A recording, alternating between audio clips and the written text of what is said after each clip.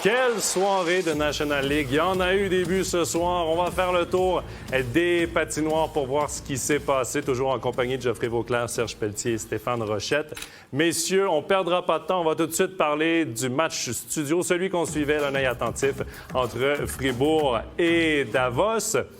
Le Fribourg qui tentait, avec Conorius devant la cage, de signer une 5e victoire de suite. Reto Berra qui était toujours annoncé malade. Et ça a bien commencé dès la 2e minute de jeu. Stéphane, Julien Sprunger qui marque son 4e de la saison. Oui, laissez fin seul dans le haut de l'enclave. Et quand vous laissez Julien seul dans le haut de l'enclave avec un tir sur réception, malheur au gardien. Et il y a eu plusieurs erreurs défensives de Davos, Serge, et ça s'est poursuivi dès la 8e minute parce qu'on a laissé seul un homme qu'on ne peut pas laisser à cet endroit-là, à l'embouchure du filet. C'est David Dernay qui complète une magnifique manœuvre de Kylian Motet. Effectivement, disons que Stéphane avait mentionné que dans le territoire de Davos, c'est un peu la cacophonie ce soir. Lorsqu'on laisse autant d'espace que ça à Fribourg, ça peut effectivement faire de la musique, oui. On a quand même réussi à reprendre un peu d'espoir du côté de Davos parce que quelques secondes à peine après le but de Dernay, c'est Axel Simic qui marque son 3e de la saison, Geoffrey. Et ça a été pas mal là qu'on a vu un match le plus serré possible à partir de ce but-là.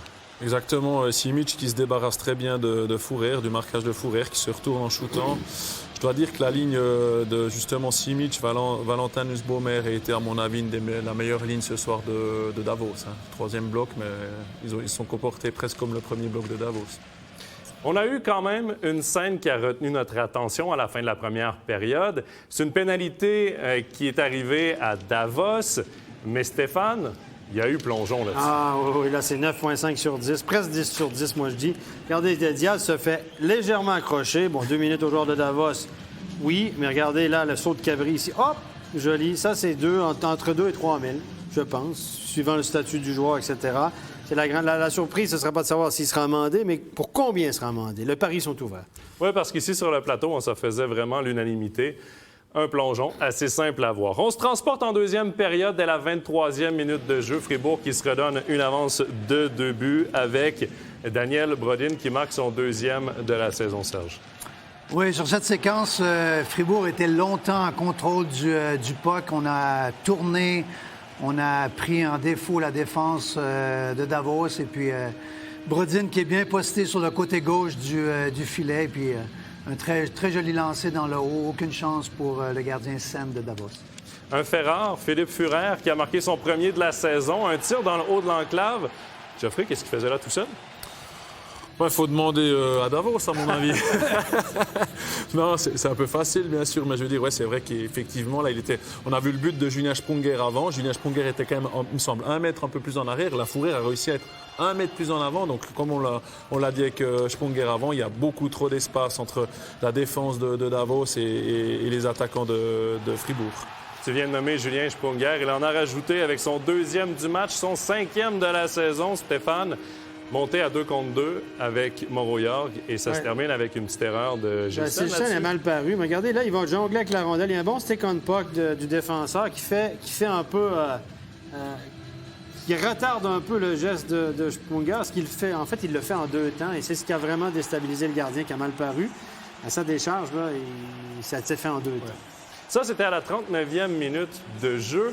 Il y a eu 2 buts de Davos, celui de Nussbaumer et celui d'Egli. Et par la suite, c'est Nathan Marchand qui redonne 3 buts d'avance.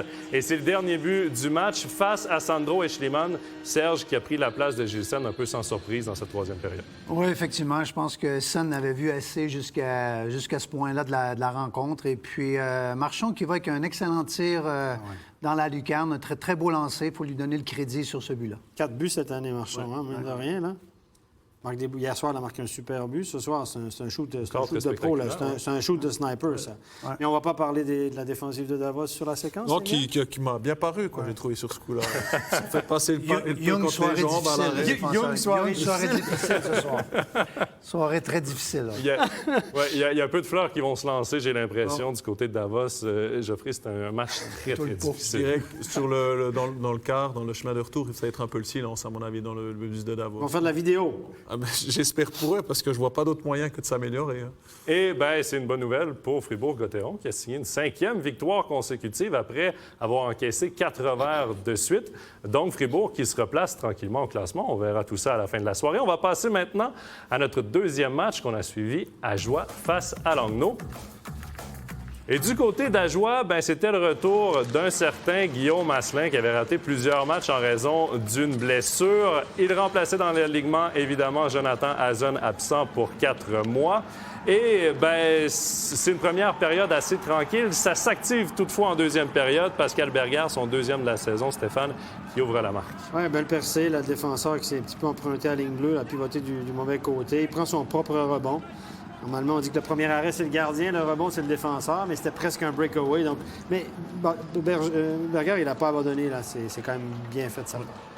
En infériorité numérique, à la 32e minute de cette deuxième période, ben, Guillaume Asselin a marqué son tout premier but à son retour en National League. C'est pas son premier but en National League parce qu'il avait marqué avec Genève Servette, mais là, un magnifique tir au but à son retour au jeu, Serge.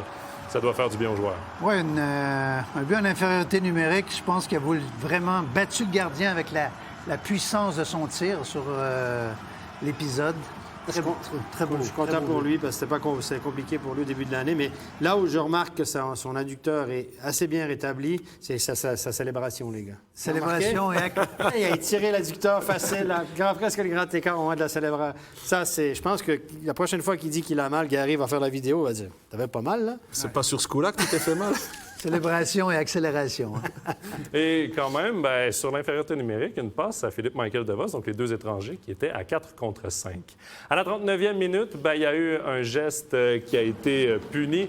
C'est la mise en échec de Sébastien Schilt sur Anthony Rouillé. Ça lui a valu 5 minutes plus 5 plus 20 minutes de pénalité pour obstruction, Geoffrey. Ben, c'est juste, hein, on l'a regardé avec mes amis ici présents au ralenti. On a tous... C'est pas le contact qui est C'est pas le contact, c'est la façon de faire, c'est le 1 mètre de la bande. C'est ça. On a donné 5 minutes pour obstruction. C'est une excellente... Le gars n'avait pas la rondelle. Il regardait même pas là. Il n'était pas vraiment impliqué dans le jeu. Puis l'autre, il revient puis il donne un petit coup d'épaule avec une grosse conséquence à 1 mètre de la bande. Ça me fait penser à la charge de Rod sur Inalbon au début de la saison, il y a 2 ans, je pense. 2 ans, oui. Inalbon était out pendant un moment pour une commotion cérébrale. Petit geste, grosse conséquence. Il était vulnérable. Il donne un coup sans la rondelle. Il ne s'attendait pas du tout. Pour moi, il y avait une sanction sur Rod, souvenez-vous-en. Donc, si on a un petit peu de constance, il y aura une sanction. Mais la constance, on sait que ce n'est pas la marque de commerce. Donc, attendons. On va quand même suivre ça d'un œil averti. On se transporte en 3e période. À la 44e minute de jeu, c'est Daniel Eigenmann qui marque son 3e en avantage numérique. Un disque libre, bien placé. Le défenseur qui appuie l'attaque, Serge, ça crée de l'attaque, ça crée de l'offensive, ça crée ce genre de...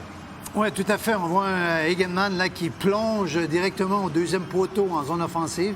Et puis, heureusement pour lui, mais le rebond termine sur sa canne et puis il a seulement poussé le puck au fond du filet.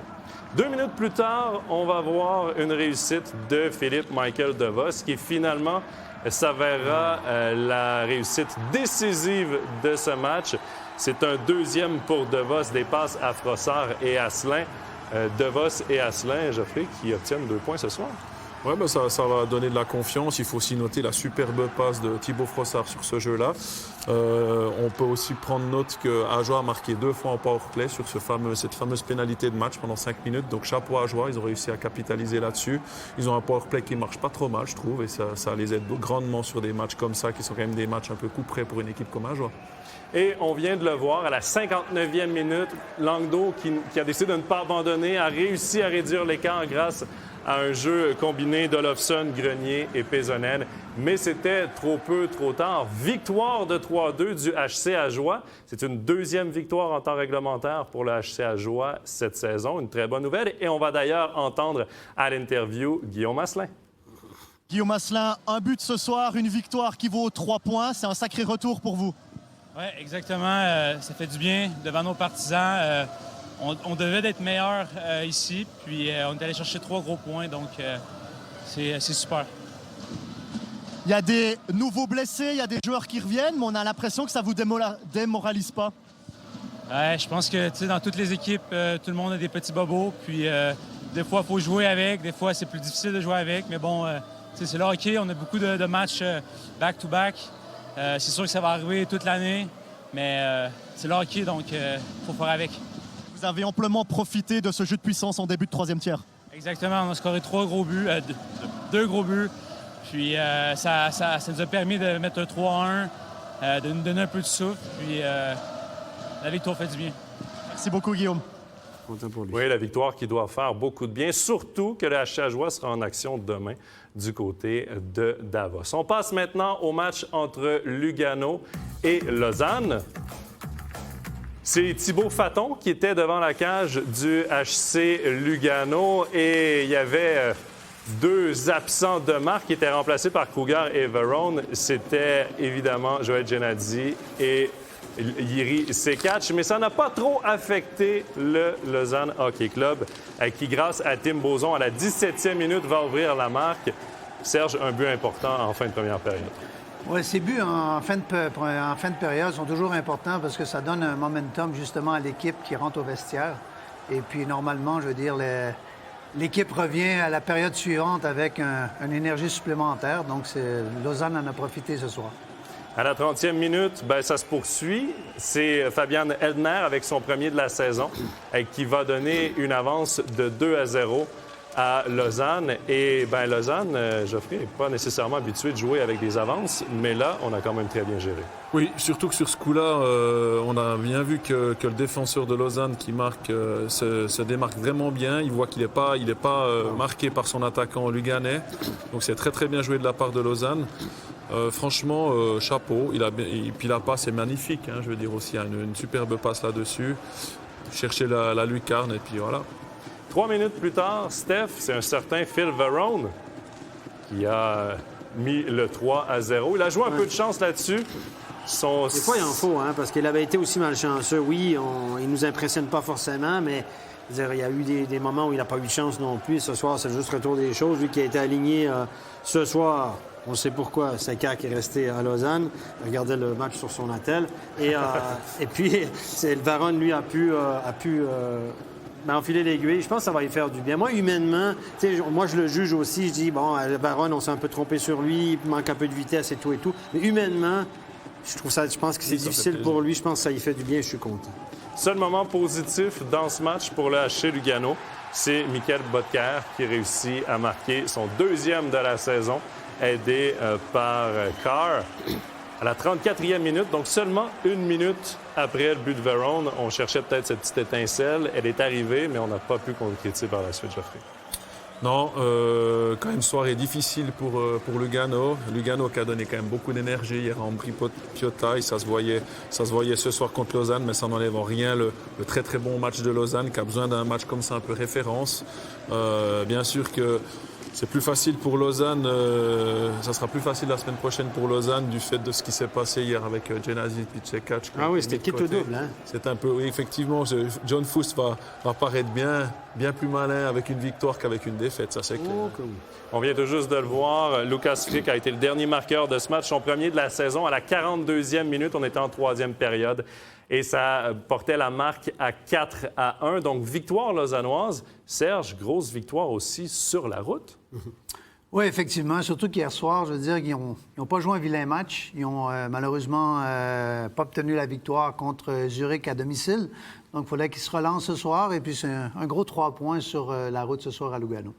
Oui, et on va tout de suite se diriger vers le duel au sommet parce que Bien et Zug s'affrontaient dans un match important pour les deux équipes. Bien qui tentait de retrouver le chemin de la victoire après 2 défaites consécutives et pouvait compter sur le retour de Luca Kunti dans la formation. On le sait, Bien qui est touché par les blessures. Et ça commence mal pour les Biennois. Jérôme Bachhoffner qui marque son 2e but de la saison, qui ouvre la marque à la 15e minute de jeu. Il fait dévier ce tir de la ligne bleue, Steph, de Hanson. Oui, on a monté le puck au défenseur, mis le puck vers la cage. Hanson qui est top scoreur, le défenseur, c'est un défenseur très offensif. Un tir mis hauteur avec un joueur qui réussit à une bonne coordination des yeux et des mains. Il fait dévier le puck derrière le gardien. Mais tirer de l'arrière, c'est pas ce qui fait peur au HC Bienne depuis le début de la saison. Et tout de suite, on a répliqué à la 18e minute. C'est Ramon Tanner qui marque et qui crée l'égalité, c'était important de réagir aussi vite. Et là, ben, on a peut-être profité, Serge, des largesses d'un Giannoni. Oui, largesse de Giannoni. Et puis, on remarque qu'il y a beaucoup de buts qui ont été marqués ce soir avec des jeux depuis derrière le filet.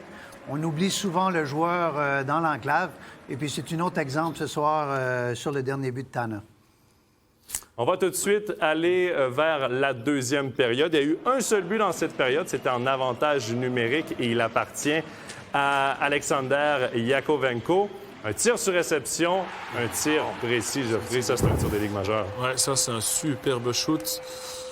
Lui, il arrive un petit peu sur la pointe des pieds. Hein. On ne savait pas trop quoi en attendre de Yakovenko. Et puis, franchement, il fait une superbe saison avec Bienne. C'est vraiment une belle pioche de la part de Bienne, d'un joueur comme ça. L'écran de Christ sur son gardien est pas mal. Hein? Ouais.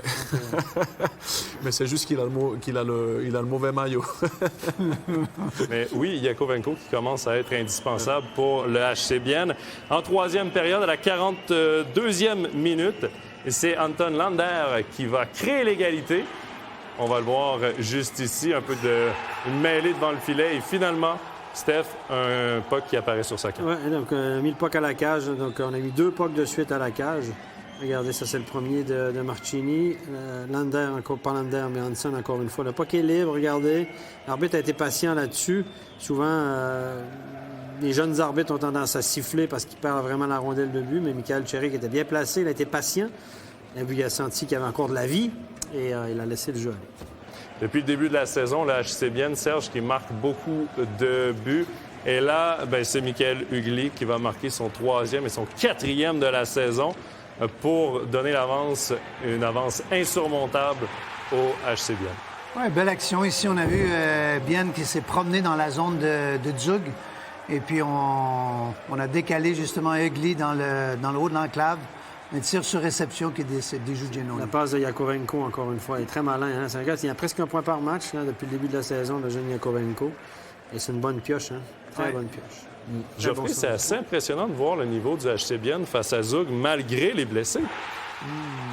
Ben, c'est tout simplement, à mon avis, au bout d'un moment dans la tête, quoi. Ils doutent pas d'eux, ils ont confiance, ils ont chacun confiance au gars qui est à côté de lui dans le vestiaire, même qui perdent 1-0, il n'y a pas de panique, on joue notre hockey. Et puis il y a beaucoup de joueurs dans cette équipe qui sont capables de marquer des goals. Et on le voit avec un Hugli qui est un joueur quand même de 3e bloc, hein, si je dis pas de bêtises, qui marque 2 goals ce soir. Après, ça sera Brunner. Ben, Brunner, ça fait quelques matchs qu'on le voit un peu moins. Mais tout d'un coup, Brunner est capable aussi de te mettre 2 goals en un match. Moi, je trouve qu'il y a vraiment, au niveau du contingent, malgré qu'ils ont des blessés, je trouve que le danger peut venir de partout dans cette équipe. Steph, un bon match de Bienne, mais on ne peut pas en dire autant de Zug. Zug n'est pas dans ça commence à faire plusieurs matchs que c'est pas encore Zug ça. a eu quelques blessés, mais il ne joue pas du bon hockey aussi serein que l'année passée. On l'a vu contre Geneviève, ils se sont fait rattraper. Ils ont gagné de peine et de misère à Langnau. Ils ont eu des problèmes contre Rapperswil. C'est pas aussi convaincant. Même Giannoni ce soir, dans la cage hier, Hollenstein, correct, mais... Sans plus, ouais. Sans plus. Giannoni ce soir, regardez sur le dernier goal, il a été responsable d'un but, clairement. En tout cas, il peut s'en vouloir. Là, il n'était pas centré dans sa cage. C'est une équipe qui nage un petit peu en eau trouble, sans être trop inquiétant quand même, parce que sur la longueur, ils ont quand même le contingent, mais ils ne jouent pas du très, très bon hockey. L'entraîneur doit être un peu en souci de se dire c'est pas tout à fait ça. Bienne quand même qui signe 3 points importants au classement et qui met fin du même coup à une série de 2 défaites de suite. On va passer au dernier match roman. C'était Genève-Servette face à Ambry-Piotta. Devant la cage, non, ce n'était pas Gauthier Desclous blessé, c'était plutôt Stéphane Charlin. Un deuxième match pour lui cette saison et ça ne commence pas très bien pour Charlin. On va voir ce but à la 6e minute de Dario Burgler. Serge, tu commences ton match, tu as un jeune gardien devant la cage et il donne ce sapin. Ouais, c'est le genre de début de match comme entraîneur que tu n'aimes pas voir. Et puis, ça explique justement la soirée difficile de Genève-Servette ce soir. Et bien, c'est Dominique Diverguer qui en a rajouté en début de deuxième période, à la 22e minute. Il s'est retrouvé seul devant Charlin, a réussi à... Ah, bien, c'est plutôt Pestoni, pardon. Il a réussi à mettre cette rondelle par-dessus l'épaule de Charlin. On voit ici, ah non, c'est bien Zverger, hein, voilà, Ouais, c'est ouais, sûr. il n'est pas rentré Il y a dans eu sa le retour ronde. sur le poteau. Et un 2-0, ça commence mal pour Charlin, ce match. Oui, le pauvre, mais il faut pas oublier qu'il est jeune. Il a pas fait le match le plus facile, dans les meilleures conditions, parce qu'on sait que Genève vit des moments difficiles. Et donc, c'est plus facile pour un jeune joueur, un jeune gardien en plus, de rentrer quand une équipe peut, on va dire, se permettre de perdre le match que la configuration actuelle de Genève, où Genève ne peut pas se permettre de perdre des matchs en ce moment. Et moi, je voudrais qu'on soit quand même un petit peu, faut pas. Moi, je pense pas qu'il faut critiquer Charlin, parce que voilà, je veux dire, on perd en équipe, on gagne en équipe, et puis là, voilà, c'est un jeune gardien, il a encore quand même pas mal d'années pour progresser. Le point positif dans le match, c'est qu'après le deuxième but d'Ambry, on a réussi à revenir dans le match. 2 buts rapides. On a vu celui de Smirnov, il y a Phil Poula par la suite qui a créé l'égalité. Mais on n'a pas été capable de concrétiser sur ce momentum, Steph.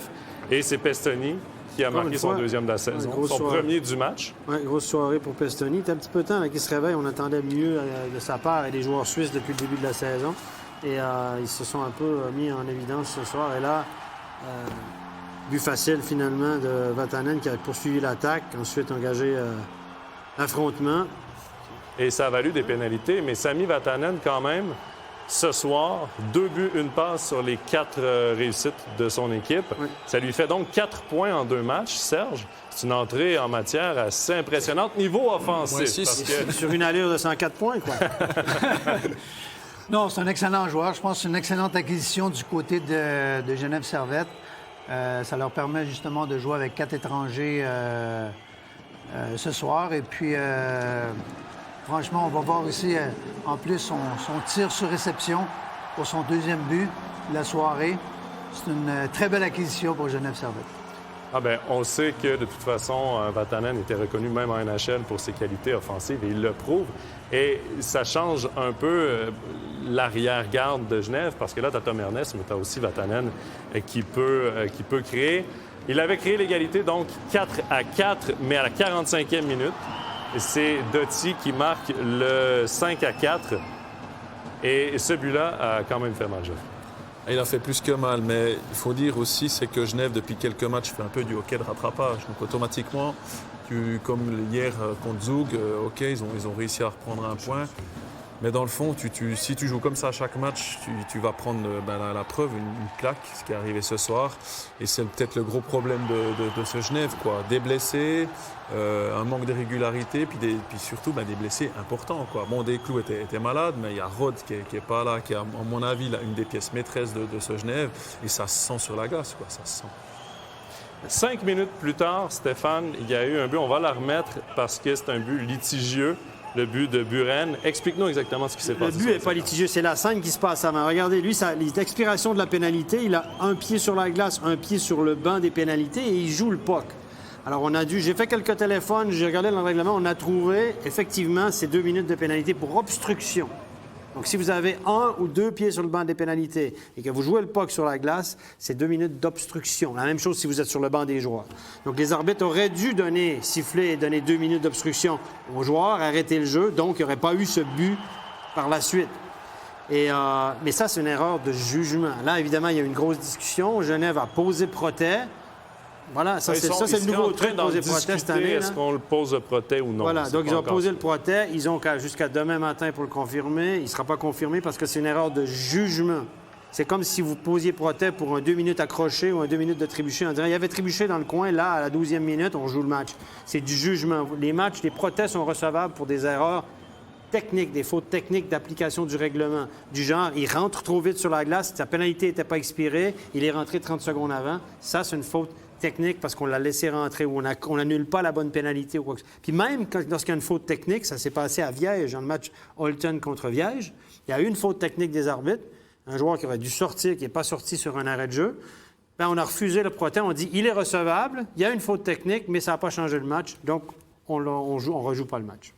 Et c'est un but qui a quand même coûté très cher parce que par la suite, ça a été une avalanche de buts de la part d'Ambry à Costner. Il y a 3 fois Pestoni qui ont complété la marque. Défaite de 10-4 de Genève Servette devant ses partisans. ça va certainement faire mal. On va voir quand même tous les autres résultats parce qu'il y a aussi un match qu'on n'aura pas le temps de voir, mais c'est la victoire de Berne 1-0 face à Zurich. Donc, des gains convaincants d'Ajoie, de Bienne, de Fribourg. Défaite difficile de Genève Servette 10-4. C'est rare qu'on voit ça.